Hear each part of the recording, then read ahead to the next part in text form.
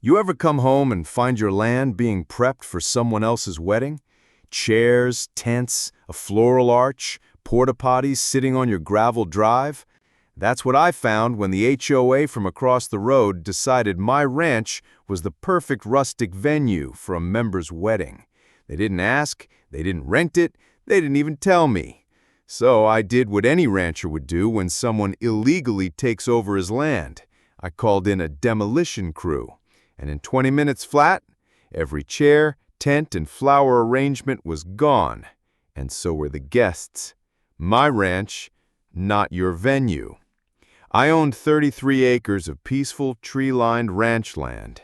My gate borders a fancy HOA neighborhood called Sunrise Meadows, where the homeowners wear matching vests and complain about cows mooing too loud during brunch.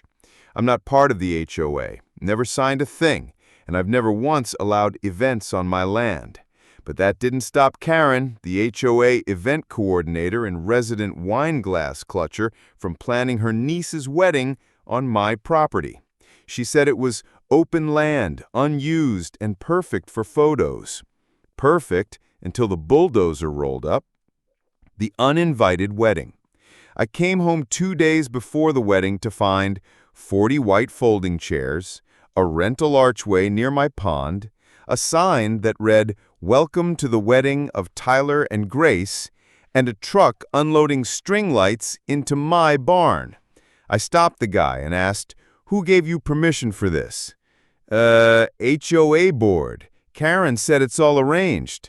I said, "You've got 5 minutes to get off my land, or I make it uncomfortable." He left fast, but Karen didn't.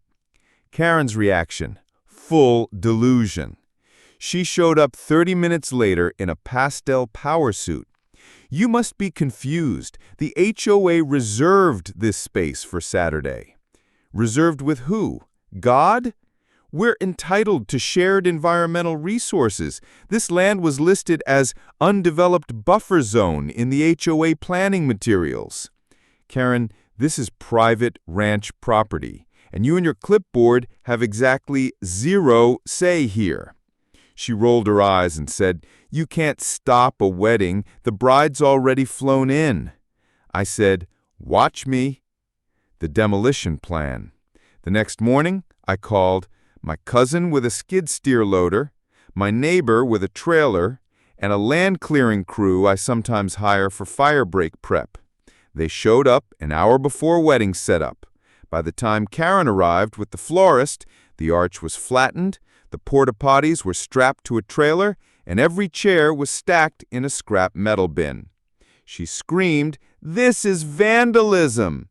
I said, "No, Karen, this is trespass cleanup."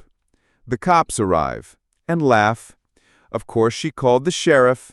The deputy shows up, sees the footage I have of her trespassing with vendors, and asks, "Did she sign a rental agreement?" "Nope." "Did she have your permission?" "Not even close." "Then this isn't vandalism, it's property recovery." He turned to Karen, "Ma'am, you can either leave or be charged with attempted property seizure and trespassing." She left, screaming about lawyers. Spoiler alert, they never called. The fallout. Karen was removed from the HOA board, fined for unauthorized HOA expenditures, she paid for the chairs with HOA money, and banned from planning any community events. Tyler and Grace had their wedding in a strip mall event space 40 minutes away. And my ranch, still standing, still peaceful, still Karen-free. The new gate sign. Private ranch, not a wedding venue. Not today, not ever. Under it, we RSVP with bulldozers. Final thoughts. They thought my land was a free photo op. They thought a wedding justified trespassing. They thought I'd roll over and let them take control. But this isn't Pinterest. This is a ranch. And when you show up with flowers, I show up with demolition.